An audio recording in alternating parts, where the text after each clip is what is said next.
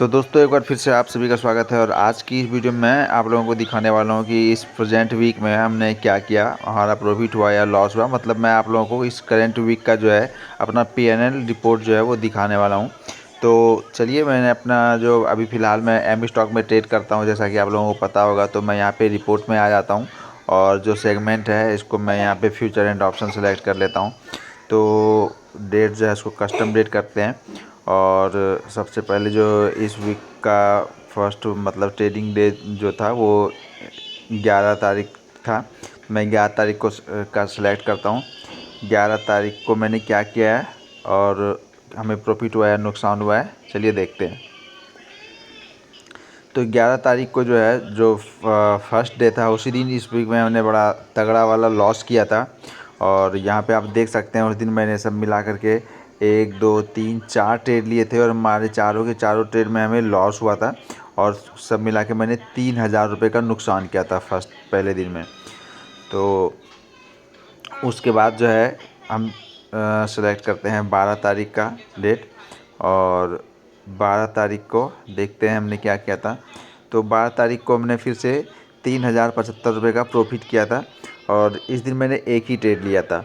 तो देखिए, यही होता है साइकोलॉजी मतलब आदमी जो प्रॉफिटेबल नहीं हो पाता, उसके पीछे की जो कहानी होती है वो सिर्फ और सिर्फ यही होता है कि जो रिस्क मैनेजमेंट है लोग उसको फॉलो नहीं कर पाता है। जिस दिन हमारा लॉस हुआ उस दिन मैंने 4 ट्रेड ले लिए। अगर एक ट्रेड हमारा जिसमें लॉस हो गया, अगर मैं वहाँ पे क्लोज़ कर देता तो हमारा जो फर्स्ट लॉस था, हम एक ट्रेड में, जैसा कि आप लोगों को पता होगा, कुछ 750 रुपये के आसपास का हमारा लॉस का लिमिट होता है। तो 750 रुपये का लॉस होता और दूसरे दिन हमने ईजिली देखो 3,075 रुपये का प्रॉफिट किया था।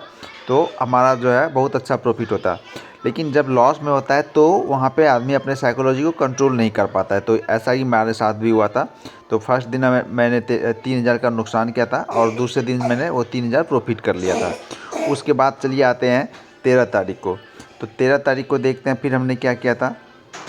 तो 13 तारीख का जो है दिन, वहाँ पे आप देख सकते हैं कुछ 1,544 रुपये का हमने प्रॉफिट किया था। और इस दिन भी हमने सब मिला के टोटल 3 ट्रेड लिए थे।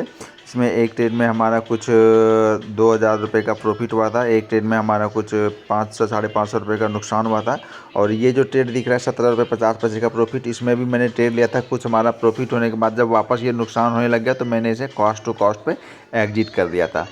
तो उसके बाद चलिए आते हैं 13 तारीख के बाद 14 तारीख को पे। तो 14 तारीख को हमने क्या किया था वो देखते हैं। तो 14 तारीख को भी हमने कुल 3 ट्रेड लिए थे।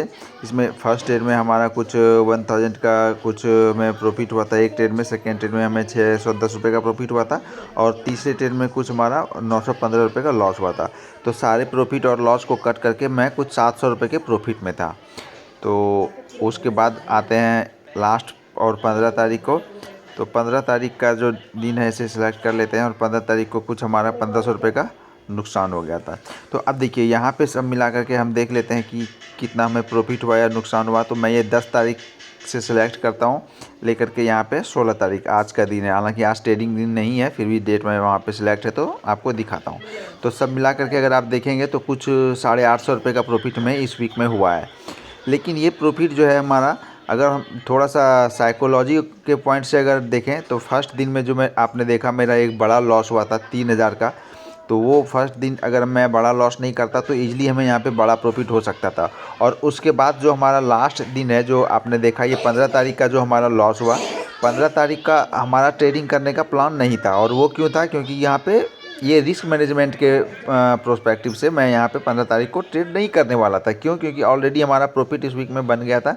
तो मैं सोच रहा था कि 15 तारीख को मैं ट्रेड नहीं करूँगा क्योंकि इस दिन हमारा लॉस भी हो सकता है।